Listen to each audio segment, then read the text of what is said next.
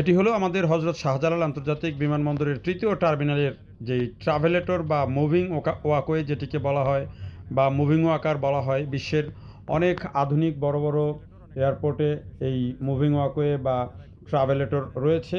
তো আমাদের যে নতুন টার্মিনাল, এই টার্মিনালেও এমন 14টি ট্রাভেলেটর বা মুভিং ওয়াকওয়ে যুক্ত করা হয়েছে এবং আমি এখন এই যে তৃতীয় তলায় যেই ট্রাভেলেটরটি, সেই ট্রাভেলেটর ধরে যাচ্ছি।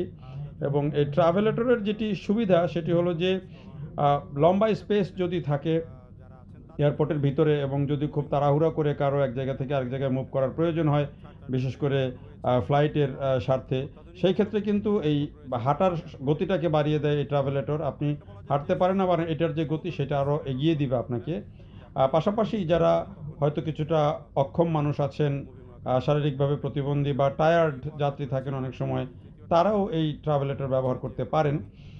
সেটি তাদেরকে কিছুটা স্বস্তি দেয়। কিন্তু এই ট্রাভেলেটর ব্যবহারের ক্ষেত্রে কিন্তু সাবধানতা খুব বেশি জরুরি। কারণ এই ধরনের ট্রাভেলেটর ব্যবহারের ক্ষেত্রে অনেক সময় যদি তাড়াহুড়া করে কেউ উঠে পড়েন, উঠে যদি তাড়াহুড়া করে ব্যবহার করতে চান, সেই ক্ষেত্রে কিন্তু দুর্ঘটনার সম্ভাবনা থাকে, পড়ে যাওয়ার সম্ভাবনা থাকে। আবার পড়ে গেলে যদি কখনো শরীরে আলগা কাপড় থাকে, সেটি যদি আবার এই ট্রাভেলেটরের যেই যন্ত্রের সাথে যদি আটকে যায়, সেটি কিন্তু আবার আরও বড় দুর্ঘটনার কারণ হতে পারে। এই কারণে এই ট্রাভেলেটর সুবিধা যেমন রয়েছে, কিছু অসুবিধাও রয়েছে।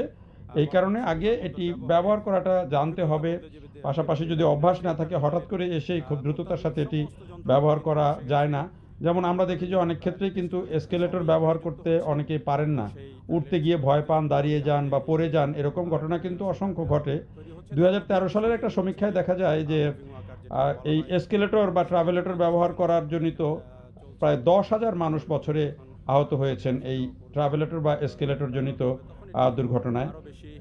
সে কারণে এই ট্রাভেলেটর বা এসকেলেটর, এটি আসলে এক ধরনের এসকেলেটরই, এটি ব্যবহারের ক্ষেত্রে সাবধানতা অবলম্বন করতে হবে। তো আমাদের এই যে তৃতীয় টার্মিনাল, সেই তৃতীয় টার্মিনালে এরকম 14টি ট্রাভেলেটর বা মুভিং ওয়াকওয়ে বা মুভিং ওয়াকার আছে, যেগুলো আমাদের এয়ারপোর্টের যে সক্ষমতা সেটির একটা বার্তাও বটে। এগুলোর অনেকগুলো সচল হয়ে গেছে, কিছু কিছু এখনও সচল হয়নি।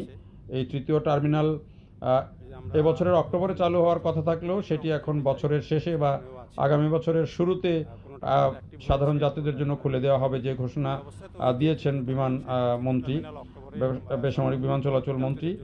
কিন্তু এটির কাজ কিন্তু 97 ভাগ শেষ হয়ে গেছে, এখন 3 ভাগ কাজ বাকি আছে, যেগুলোকে মূল কাজ বলা হচ্ছে। তো এখনও কিন্তু এই যে ভৌত কাজ, যেটি এই যে এগুলো কিন্তু ফিটিং করার পর এগুলো চালিয়ে দেখা, দীর্ঘ সময় ধরে চালিয়ে পরীক্ষা করা, সেটিও কিন্তু অত্যন্ত গুরুত্বপূর্ণ একটি কাজ। তো দেখার জন্য সবাইকে অনেক ধন্যবাদ।